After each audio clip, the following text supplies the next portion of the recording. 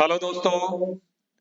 आज 12 जनवरी 2024 है और आज का हम लोग डेली करंट अफेयर देखेंगे। तो सबसे पहले चलते हैं, आज का इतिहास जानते हैं। तो आज यानी 12 जनवरी का इतिहास सबसे पहले देखेंगे। तो 12 जनवरी 1934 भारत के स्वतंत्रता संग्राम के महान क्रांतिकारी सूर्य सेन को चटगांव में फांसी दी गई। उन्होंने इंडियन रिपब्लिक आर्मी की स्थापना की और चटगांव विद्रोह का सफल नेतृत्व किया। 12 जनवरी 1708 छत्रपति साहू जी को मराठा शासक का ताज पहनाया गया। 12 जनवरी 1948 महात्मा गांधी ने अपना अंतिम भाषण दिया और सांप्रदायिक हिंसा के विरुद्ध अनशन में बैठने का फैसला किया। 12 जनवरी 1964 गाजियाबाद विद्रोहियों ने क्रांति की शुरुआत और गणतंत्र की घोषणा की। उसके बाद आगे बढ़ते हैं, 12 जनवरी से संबंधित करंट अफेयर देखेंगे। पहला देखते हैं, आरबीआई ने भारत में कार्यरत घरेलू और विदेशी बैंकों के लिए लाभांश भुगतान के नए नियमों का प्रस्ताव दिया है। प्रस्तावित विनय वित्तीय वर्ष 2024 से 2025 से प्रभावित होंगे। आरबीआई ने प्रस्तावित नियमों पर 31 जनवरी 2024 तक सार्वजनिक प्रतिक्रिया आमंत्रित की है। मसौदा और परिपत्र अप्रैल 2024 में लागू किया जाएगा। प्रस्ताव के अनुसार 6% से अधिक शुद्ध गैर निष्पादित परिसंपत्ति अनुपात और 11.5 से कम पूंजी पर्याप्तता अनुपात वाले बैंक लाभांश की घोषणा नहीं कर सकते हैं। आरबीआई ने परिपत्र के अनुसार बैंकों को लाभांश की गणना लाभांश भुगतान अनुपालन के आधार पर करनी चाहिए। आगे देखते हैं, आयुष्मान मंत्रालय के तहत आयुर्वेद शिक्षण पेशेवरों के लिए स्मार्ट 2.0 नामक कार्यक्रम शुरू हुआ है। इस कार्यक्रम को केंद्रीय आयुर्वेदिक विज्ञान अनुसंधान परिषद और राष्ट्रीय भारतीय चिकित्सा प्रणाली आयोग के साथ संयुक्त रूप से शुरू किया गया है। इसका उद्देश्य ऑस्टियो आर्थराइटिस, आयरन की कमी से एनीमिया, मोटापा, मधुमेह, मेलिट्स, सोराइसिस सहित स्वास्थ्य देखभाल अनुसंधान क्षेत्र में नवीन अनुसंधान विचारों की पहचान करना है, समर्थन करना और बढ़ावा देना है। साथ ही अनुसंधान विधियों का उपयोग करके आयुर्वेद हस्तक्षेपों की प्रभावकारिता और सुरक्षा को प्रदर्शित करना है। आगे बढ़ते हैं, प्रोफेसर BR चौधरी चरण सिंह हरियाणा कृषि विश्वविद्यालय के कुलपति कंबोज को प्रतिष्ठित MS उपाधि से सम्मानित किया गया है। स्वामीनाथन पुरस्कार यह सम्मान कृषि विज्ञान के क्षेत्र में एक वैज्ञानिक और विस्तार विशेषज्ञ के रूप में उनके महत्वपूर्ण योगदान की सराहना के रूप में दिया गया है। नेक्स्ट, फिच रेटिंग्स ने एशिया प्रशांत क्षेत्र में मजबूत आर्थिक विकास की पुष्टि करते हुए अपनी report APAC cross sector outlook 2024 जारी की। पूर्वानुमान में भारत और विभिन्न उभरते बाजारों में 5% DGP वृद्धि पर प्रकाश डाला गया है, जो भारत और इंडोनेशिया के बैंकिंग क्षेत्रों में सकारात्मक रुझान संकेत देता है। आगे देखते हैं, देश की सबसे बड़ी एयरलाइन कंपनी एयर इंडिया ने पी बालाजी को कॉरपोरेट मामलों का ग्रुप प्रमुख नियुक्त किया है। कंपनी के शीर्ष पदों में एक पर नियुक्ति को लेकर एयर इंडिया की तरफ से जारी बयान में कहा गया कि 30 साल से अधिक का अनुभव रखने वाले पी बालाजी के पास टेलीकॉम सेक्टर के साथ साथ सूचना और प्रौद्योगिकी सेक्टर में काफी लंबा अनुभव है। उन्होंने उत्पाद प्रबंधन और मार्केटिंग में भी सेवाएं दी है। अब वे एयर इंडिया के कॉरपोरेट मामलों का प्रभार संभालेंगे। आगे बढ़ते हैं, कर्मचारी प्रशिक्षण के लिए यूजीसी द्वारा शीर्षक क्षमता निर्माण योजना शुरू की गई। इस योजना का उद्देश्य कर्मचारियों की वृद्धि और कौशल वृद्धि की दिशा में काम करना है। यूजीसी पहला स्वायत्त संगठन बन गया है जिसे क्षमता निर्माण आयोग के साथ साझेदारी में अपने कर्मचारियों की क्षमता निर्माण के लिए योजना शुरू की है। इस पहल के माध्यम से यूजीसी कर्मचारियों को 4 प्रमुख क्षेत्रों में प्रशिक्षण प्रदान किया गया।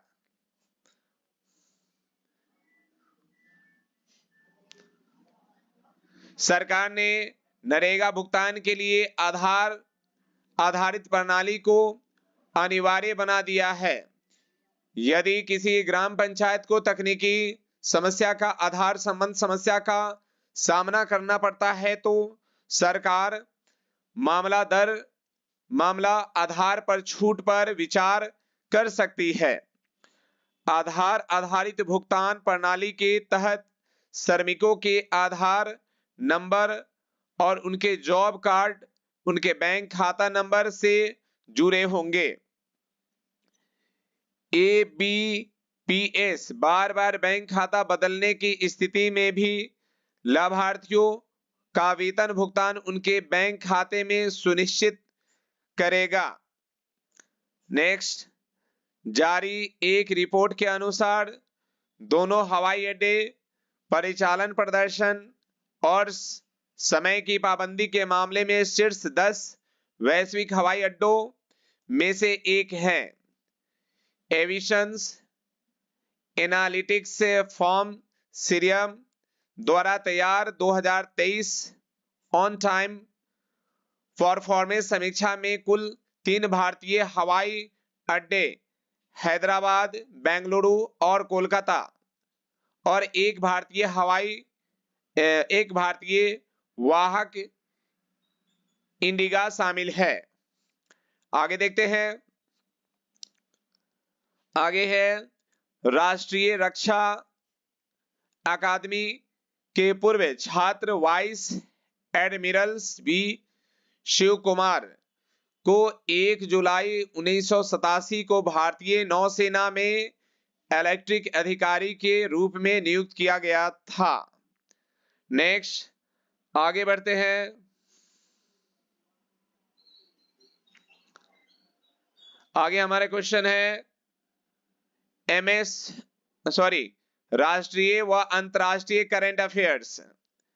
पहला सवाल है, राष्ट्रीय युवा दिवस हर साल कब मनाया जाता है?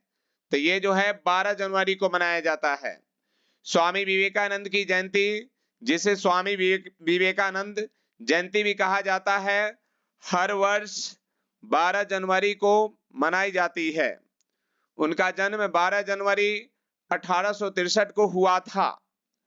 सरकार ने इसे राष्ट्रीय युवा दिवस के रूप में मनाने का निर्णय लिया था क्योंकि स्वामी जी का दर्शन और जिन आदर्शों के लिए वे जीते और काम करते थे वे भारतीय युवाओं के लिए प्रेरणा का एक बड़ा स्रोत हो सकता है। तो आज के दिन यानी 12 जनवरी को जो है हम लोग राष्ट्रीय युवा दिवस के रूप में मनाते हैं, जो कि स्वामी विवेकानंद के जन्मदिन के दिन पर जो है हम युवा दिवस के रूप में मनाते हैं। आगे बढ़ते हैं। सेकेंड नंबर क्वेश्चन, हाल ही में किस देश द्वारा संचार उपग्रह लॉन्च करने के लिए स्पेस एक्स रॉकेट का उपयोग किया जाएगा? तो ये जो है ए यानी भारत पहली बार स्पेस एक्स की सेवाओं का उपयोग करते हुए इसरो 2024 के मध्य में फाल्कन 9 रॉकेट के माध्यम से अपने भारतीय संचार उपग्रह GSAT-20 को तैनात करेगा।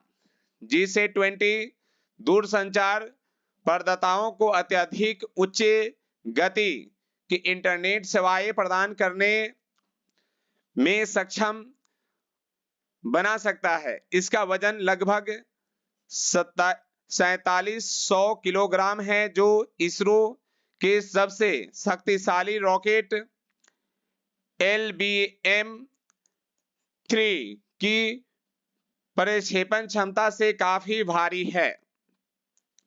आगे बढ़ते हैं। क्वेश्चन नंबर 3 है, हाल ही में भारतीय रेलवे लगभग कितने हजार PGS आधारित नेविगेशन फॉग पास उपकरण लगाएगा? तो ये जो है ऑप्शन नंबर सी राइट है, 20,000।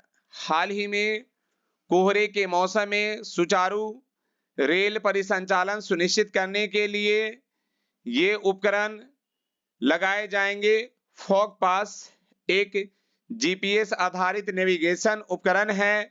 यह लोको पायलट को घने कोहरे की स्थिति में नेविगेट करने में मदद करता है।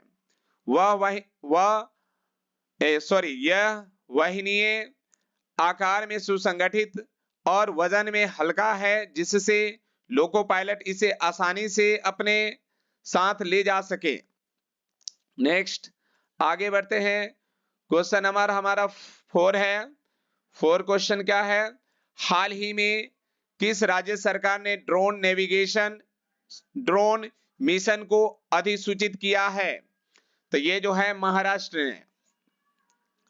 महाराष्ट्र सरकार ने ड्रोन तकनीक के उपयोग के लिए महाराष्ट्र ड्रोन मिशन शुरू करने का निर्णय लिया है। भारतीय प्रौद्योगिकी संस्थान बॉम्बे के विशेषज्ञों की एक टीम द्वारा 5 साल की कार्यान्वयन योजना तैयार की गई है। ड्रोन मिशन का मुख्यालय IIT में होगा। यह महाराष्ट्र को वैश्विक ड्रोन केंद्र में बदल देगा। नेक्स्ट बढ़ते हैं आगे। क्वेश्चन नंबर 5, हाल ही में इंडिया रेटिंग द्वारा भारत की वित्तीय वर्ष 2024 GDP वृद्धि का अनुमान बढ़ाकर कितने प्रतिशत कर दिया गया है? तो ये जो है आपका 6.7%। इंडिया रेटिंग्स एंड रिसर्च ने वित्त वर्ष 2023 से 2024 में भारत की DGP वृद्धि का अनुमान अपने पहले के अनुमान 6.2 से बढ़ाकर 6.7 कर दिया। रेटिंग एजेंसी ने सितंबर तिमाही के दौरान उम्मीद से बेहतर ग्रोथ और जारी सरकारी खर्च का हवाला देते हुए भारत की GDP ग्रोथ का अनुमान बढ़ा दिया है। नेक्स्ट आगे बढ़ते हैं। Question number 6। क्वेश्चन नंबर 6 है, हाल ही में किस बैंक ने ESG वित्त पोषण के लिए विदेशों से $1 अरब जुटाए हैं? तो ये है आपका बी, SBI ने। भारतीय स्टेट बैंक ने घरेलू पर्यावरण, सामाजिक और शासन वित्त पोषण बाजार में बढ़ती मांग को पूरा करने के लिए सफलतापूर्वक $1 बिलियन सुरक्षित कर लिया है। इस सिंडिकेटेड सामाजिक ऋण जारी करने में $750 बिलियन शामिल है, जिसमें ग्रीन शू विकल्प के रूप में अतिरिक्त 250 बिलियन डॉलर शामिल है, जैसा कि एसबीआई द्वारा की गई नियामक फाइलिंग में बताया गया है। आगे बढ़ते हैं। आगे क्वेश्चन नंबर 7, हाल ही में रिलायंस इंडस्ट्रीज को किस देश का पहला ISCC प्लस प्रमाणन मिला है? तो ये जो है भारत में हाल ही में RIL की जामनगर रिफाइनरी ने ISCC प्लस प्रमाणित रासायनिक रूप से पुनर्विनीकरण पॉलीमर का उत्पादन करने वाली भारत की पहली रिफाइनरी के रूप में एक ऐतिहासिक उपलब्धि हासिल की है, जो टिकाऊ प्रथाओं में एक महत्वपूर्ण उपलब्धि है। नेक्स्ट क्वेश्चन नंबर 8 को देखते हैं। हाल ही में APSEZ ने किसे गौतम अडानी के स्थान पर प्रतिबंध निदेशक के रूप में प्रोन्नत करने की घोषणा की? तो ये जो है ऑप्शन नंबर सी, करण अडानी ने। APSEZ ने CEO करण अडानी को गौतम अडानी के स्थान पर प्रबंध निदेशक के रूप में पदोन्नत करने की घोषणा की। इसके साथ ही कंपनी ने निशान मोटर्स के पूर्व CEO अश्वनी गुप्ता को नया CIO नियुक्त किया है। बंदरगाह और लॉजिस्टिक्स क्षेत्र की प्रमुख company Adani ports and space economics zone limited ने हाल ही में अपने नेतृत्व ढांचे के संबंध में महत्वपूर्ण घोषणाएं की।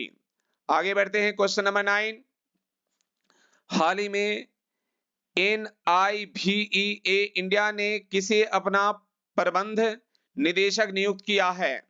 तो ये जो है ऑप्शन नंबर बी, गीतिका मेहता को।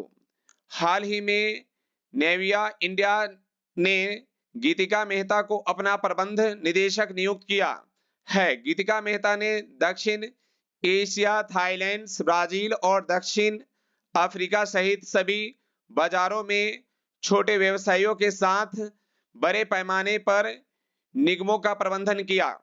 क्वेश्चन नंबर लास्ट है ये, हाल ही में IMF ने किस देश को 700 मिलियन डॉलर की किस्त जारी की है? तो ये है पाकिस्तान को।